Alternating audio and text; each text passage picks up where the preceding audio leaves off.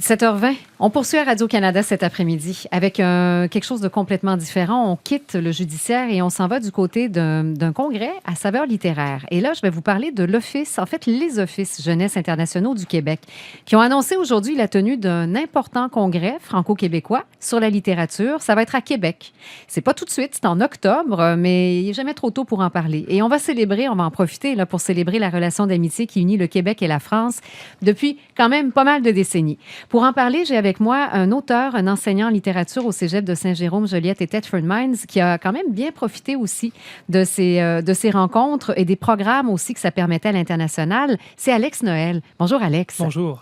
Alors, Alex, vous allez me présenter parce qu'on le connaît, je pense qu'on connaît très, très peu cet organisme dont l'acronyme est LOGIQ. Oui. Donc, c'est ça, c'est ces Offices Jeunesse internationaux du Québec. Qu'est-ce que c'est exactement? En fait, c'est un organisme très important qui a été fondé il y a 50 ans. En fait, l'OFQJ a été fondé il y a 50 ans. C'est élargi à l'ensemble de la francophonie pour devenir logique par le général de Gaulle, qui voulait améliorer la mobilité internationale entre les Québécois et les Français. Et depuis 50 ans, ils ont envoyé environ 150 000 jeunes à travers le monde pour vivre différentes expériences, dont moi. C'est un peu pour ça que je suis là aujourd'hui pour en parler. Mais là, comment vous en avez profité de cette façon de voyager? Qu'est-ce qui est arrivé dans votre vie? Tu sais, moi, je n'hésiterais pas à dire que sans logique, je serais un peu passé à côté de moi-même, finalement. Parce que, vous savez, vous êtes jeune, vous voulez faire quelque chose de votre vie, vous vous sentez très loin de tout ça, vous avez l'impression que vous n'avez pas les outils pour le faire, que c'est pas possible. Puis là, soudainement, il existe un organisme, il existe une équipe qui peut rendre ça réel, qui peut vous aider. Moi, mon premier voyage à l'extérieur du Québec, ça a été avec l'OFQJ. Je faisais partie d'une troupe de théâtre, j'avais 15 ans, puis on est parti représenter le Québec au Maroc. Ensuite, j'ai été jury pour un prix littéraire en France, le prix Goncourt des lycéens. C'est là d'ailleurs que j'ai découvert vraiment que je voulais aller étudier en littérature, que je voulais faire ça de ma vie. Ensuite, quand bien des années plus tard, là, quand j'ai terminé ma maîtrise, c'est encore grâce au soutien de Logique que j'ai eu mon premier emploi en enseignement. C'est-à-dire qu'il y avait une charge de cours qui était ouverte à l'université de New Delhi pour enseigner la littérature québécoise à des Indiens, un séminaire de maîtrise. Et puis, eux s'occupaient de verser le salaire à la personne qui partait, puis de lui verser aussi le montant de son billet d'avion. Alors, moi, j'ai appliqué là-dessus, j'ai été choisi, et puis ça a été vraiment une expérience qui a changé ma vie. Tu sais. Vous avez enseigné la littérature québécoise en Inde? Oui, absolument. Je ne savais même pas que ça se faisait avant de voir l'offre d'emploi sur le site de Logique. Alors, c'est quand même extraordinaire. Tu sais, moi, je me cherchais un emploi comme ça, je regardais, puis je vois ça. Mais racontez-moi, là, comment ça s'est passé là-bas? Combien de temps vous êtes resté? Je suis resté environ 6 mois, le temps d'une session. Ouais. C'était un peu comme une charge de cours, finalement. Et j'avais 11 étudiants à la maîtrise. Et moi, je venais tout juste de finir la mienne. Alors, ça me semblait tellement incroyable. Et je devais leur enseigner 9 œuvres québécoises en français, parce que les étudiants parlaient déjà français. Pour tous moi, des Indiens? Tous des Indiens. C'était des Indiens et des Indiennes? Oui, c'est ça, des Indiens et des Indiennes. Et là, vous avez...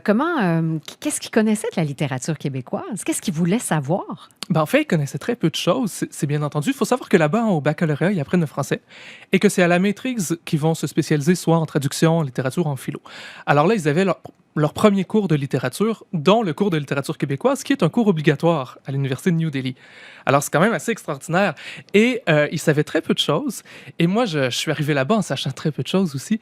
Et pour moi, ça a vraiment changé ma façon de voir la littérature québécoise. C'est ça qui est extraordinaire. Comment ça? On a tellement dit que cette littérature-là n'était pas universelle, qu'elle était un petit peu trop arrimée au cas spécifique du Québec, qu'elle pointait un petit peu trop vers des sujets qui étaient un peu entre nous.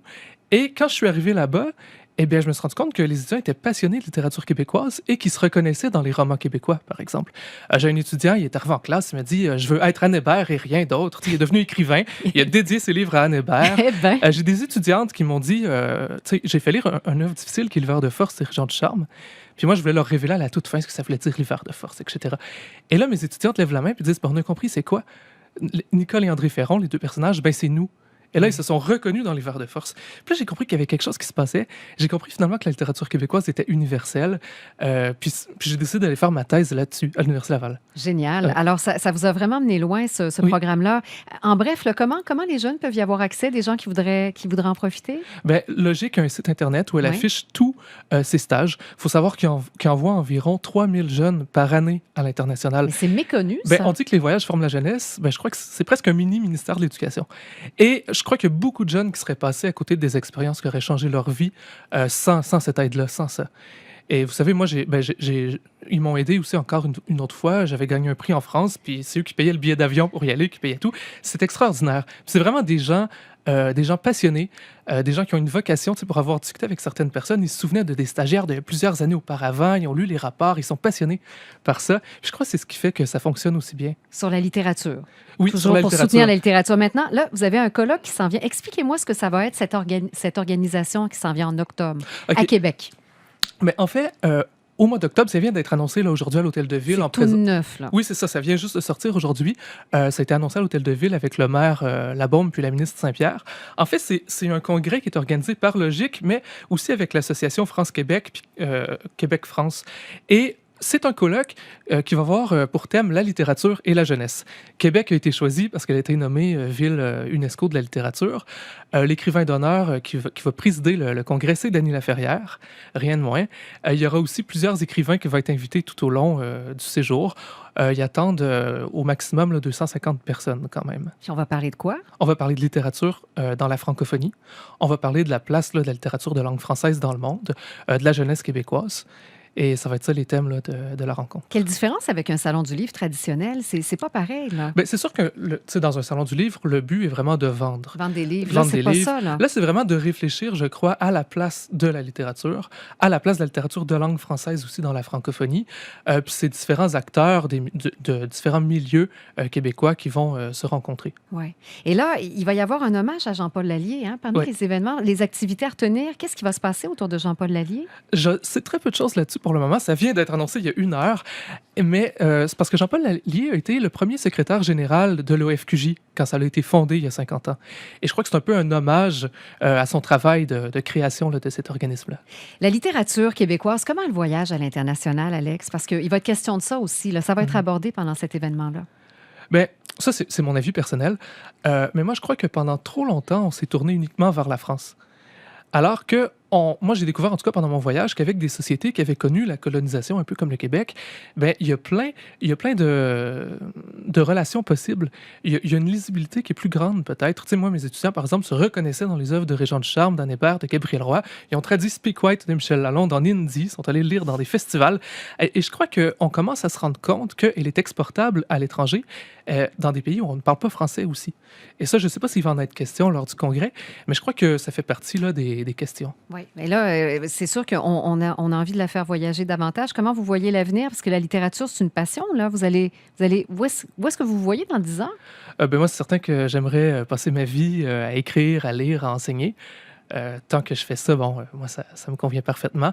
Mais une chose est certaine, c'est que je crois que sans logique, j'aurais jamais fait ça.